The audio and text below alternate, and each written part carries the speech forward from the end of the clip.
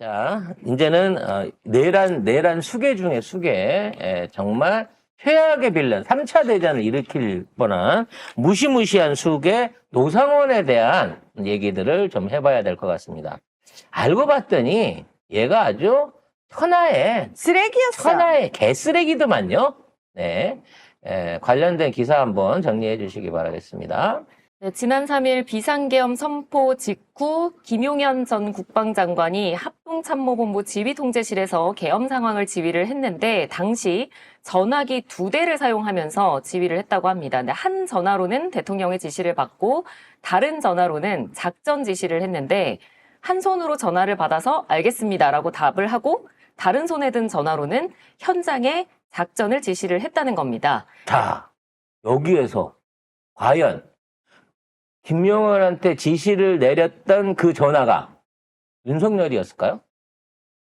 윤석열이라고 단정을 하고 이거를 예상을 해야 될까요? 여기 있는 자리는 윤석열 집무실에서 직선거로 150m 거리예요. 근데 윤석열 성격에 계엄을 저질러 놓고 그 상황에서 전화로 김용현한테 이걸 지시를 했다고? 저는 이 지시를 내린 사람은 대통령이 아닐 것이라고 봐집니다. 대통령이야? 대통령일 수도 있고요. 노상원일 수도 있는 거죠. 왜냐면 이 모든 작전을 진두지휘하기 위해서는 수방사, 방첩사, 특전사 이거 다 움직여야 되고 그와 관련된 움직임들이 일어나서 국회 봉쇄랑 현관위가 끝나야만 이게 그 다음 2단계로 갈 수 있는 단계였단 말이지. 그러니까 이러한 1단계 작전을 지시받고 거기에 대한 것들을 연결고리를 하기 위해서 폰 2개를 쓰고 있었다고 치면 나는 최소한 위에서 지시를 받았다고 하는 그 폰은 대통령하고 연결된 폰은 아닐 것 같다는 생각이 든다는 거예요. 근데 이 얘기를 한 관계자는 지시를 한 사람이 윤석열 대통령으로 이해가 됐다라고 얘기를 하긴 이해가 했어요. 됐다는 거잖아, 이해가. 왜냐면 지금 국방장관한테 명령을 할 수 있는 사람은 이 계엄의 최고 우두머리인 내란 수계인 윤석열일 거다라고 당연히 이 사람은 생각을 하겠지. 직접 목소리를 그 폰을 받아서 못 들어보는 사람이기 때문에. 근데 나는 2단계에서 윤석열이 뭘 하지를 않았을 것 같다는 생각이 든다는 거예요. 왜? 윤석열은요 현장 지휘관한테까지 전화를 했어요. 현장에 있는 직원한테 문 깨고 들어가까지라고 직접적으로 통화를 했다고. 그럼 그렇게 통화를 할 수 있는 윤석열이 김용현을 통해서 간접적으로 무슨 지시를 꾸준히 내린다? 이거는 지시가 아니고 사실상의 작전을 진행하는 데 있어서의 정보 교류였을 차원이 크다는 거야. 지금 막 한참 헬기 날라오고 있고 막 여기 장갑차 기어오고 있는데 그 상황을 갖다가 일일이 전화해가지고 대통령한테 보고하고 물어보고 이렇게 할 경황이 없을 거라는 거지. 그거보다 훨씬 바쁜 상황 내지는 은밀한 상황을 하고 있었기 때문에 이 사안 안에서의 전화기 한 대는 내가 보기에는 노상원일 가능성이 높다고 봐집니다. 그리고 그만큼 할 수 있었다는 거는 노상원이 사실상의 이번 작전들을 다 주도했다는 거야. 그리고 1차 작전이 성공했으면 2차 작전이 펼쳐지는 순간 실질적인 작전권 내지는 계엄군의 모든 이동 사항들은 노상원이 이거를 관리했을 가능성이 크다는 겁니다. 그래서 노상원이라는 인물이 그렇게 똑똑하고 대단한 인물인가라는 부분을 살펴보니 똑똑하긴 똑똑한 인물입니다. 육사를 수석으로 입학했다고 해요. 당시에. 근데 수석으로 입학을 했는데 인간성은 개꽝이었나 봐요. 그래서 항상 상사나 부하들하고 충돌을 많이 일으켰다고 하고 특히나 항명을 심하게 해가지고 항명으로 인해 갖고 여러 번 보복성 내지는 징계성 전출을 많이 댕긴 그런 사람이더라고. 그러니까 성격이 일단은 정상적인 놈은 아니라고 봐야 되겠죠. 약간 소시오패스 기질이 있는 거지. 근데 결정적으로 이놈이 군복을 벗게 된 이유는 본인이 근무하던 그 교육 연수장, 교육 연수기관 안에서 교육생을 성추행한 거야. 부하 여군 성추행. 네. 부하 요구는 그냥 뭐 말로 하는 성희롱 이런 게 아니고 실질적으로 성추행을 하려고 했고 이거를 1차 그 학교 안에서 실패하니까 나중에 저녁에 숙소 그러니까 개인적인 그 일정까지 쫓아가면서 성추행을 시도해가지고 현장에서 검거가 된 거야. 그래서 군복을 벗은 거예요. 불명예 제대를 한 거지. 그러니까 이 불명예 제대를 하고 있었을 때부터 사회적으로도 군내에 굉장히 반감이 많았던 놈이라는 거예요.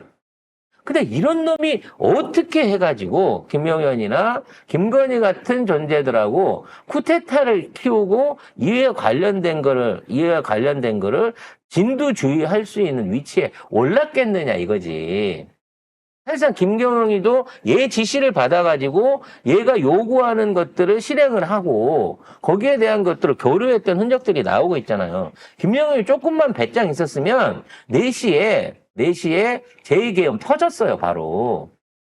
근데 김용현이도 대통령하고 같이 있는 상황에서 중과부적이다라고 포기했을 때는 주변에 있는 사람들도 많이 만류를 했겠지만 보이지 않는 손이 위에서 압박을 하고 있는 거를 느끼기 때문에 또 이미 그들이 어떠한 테러라든지 이러한 움직임을 보이고 있는 데서 감시를 하고 있다라고 하는 이 사인을 줬기 때문에 김용현도 결국은 이 노상원 전화를 받지 않고 4시에 했던 전화를 받지 않고 2차 작전을 포기해버렸다는 거야.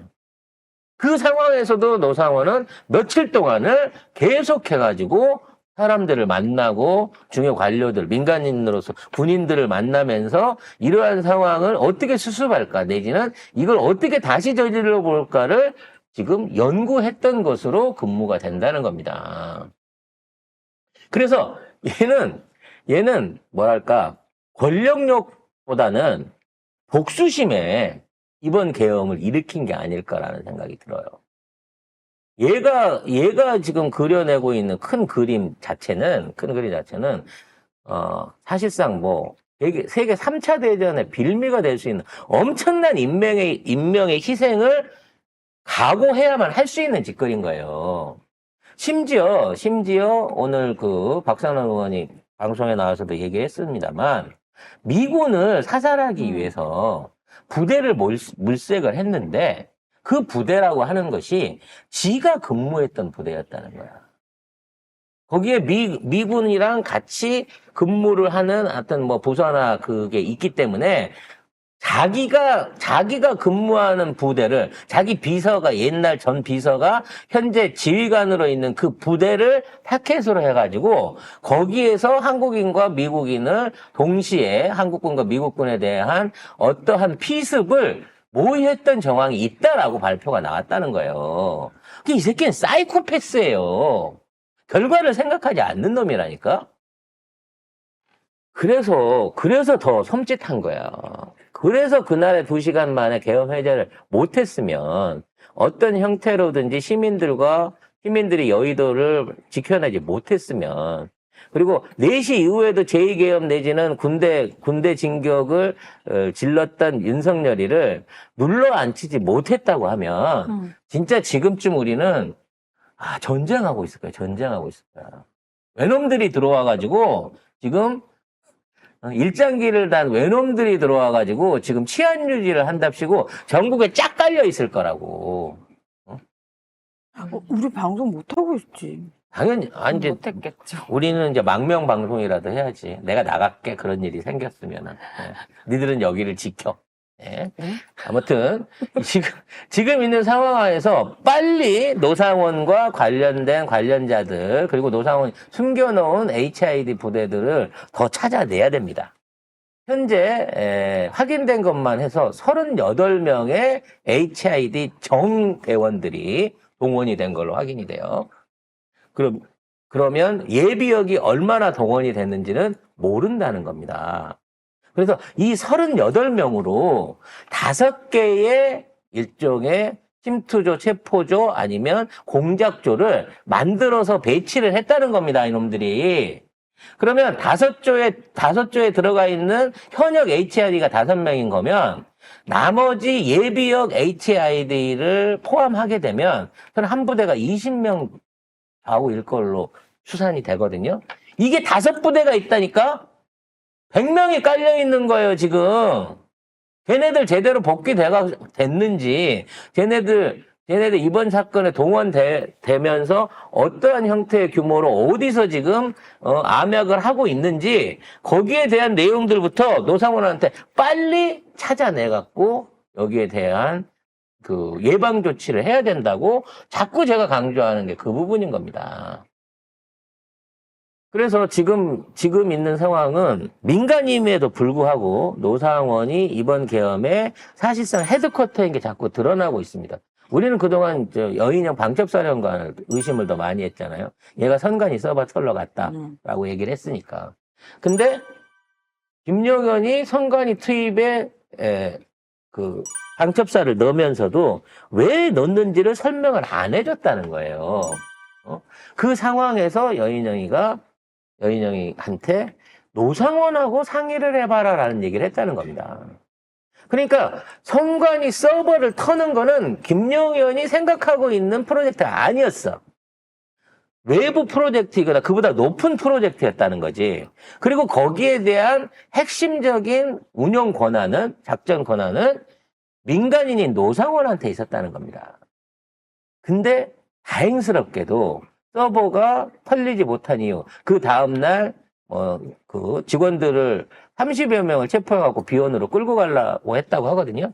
그러니까 방첩사가 가가지고 서버를 확인했을 때 거기에는 HID 요원이 가지 않았습니다.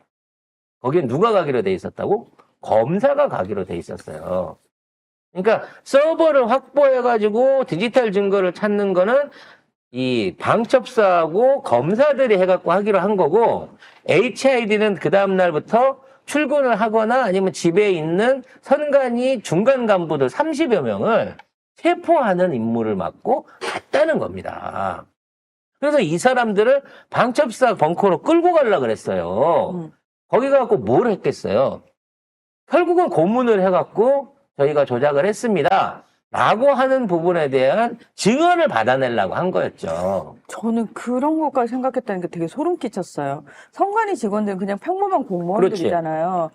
근데 그 실무자들을 납치하는 것처럼, 정말 무슨 테러리스트들이 납치하는 것처럼 납치해서 가서 본인들이 원하는 식으로 조작해서 받는. 그러니까 박종철 열사 때와 뭐가 달라?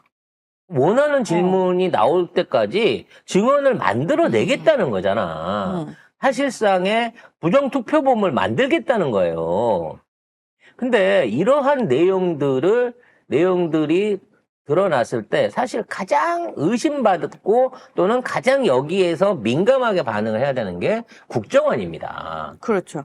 왜냐면 이 선관위 서버 관련, 원래 국정원이 여러분 아시는 분은 아시겠지만 이 우리나라 통신사를 비롯한 모든 그 국가 채널이라 그래야 되나요? 전산망에 국정원 전용의 감시 블랙박스를 붙여놓고 있습니다. 그게 뭐냐면 우리도 모르게 우리가 나누는 대화라든지 이게 SK텔레콤 이런 데 말하는 거예요. 대기업 회사 본사 컴퓨터 라인 안에도 다 국정원에서 정보 수집을 위한 블랙박스를 붙여놓고 이거를 실시간으로 감시를 하고 있어요. 그게 국정원의 고유 기능이거든. 그래서 국정원이 사실은 선관위 관련된 서버도 본인이 관할할 저기가 있는 거예요. 권한이 있는 거예요. 근데 국정원도 부정투표 없었다니까요. 지난번에 그런 거 없었다니까요. 윤석열한테 몇 번이나 보고서를 냈는데 윤석열이 믿질 않은 거예요. 내가 15% 이겨야 되는데 0.7% 갖고 못 이긴 게 부정선거라니까?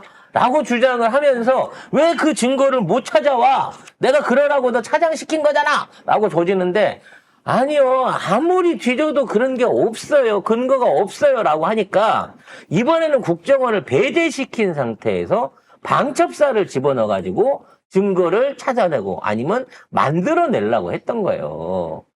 그래서 국정원이 부랴부랴 급하게 다시 한번 시기에 맞지 않게 선거 부정에 관련된 증거는 없습니다라고 추가로 발표를 했습니다.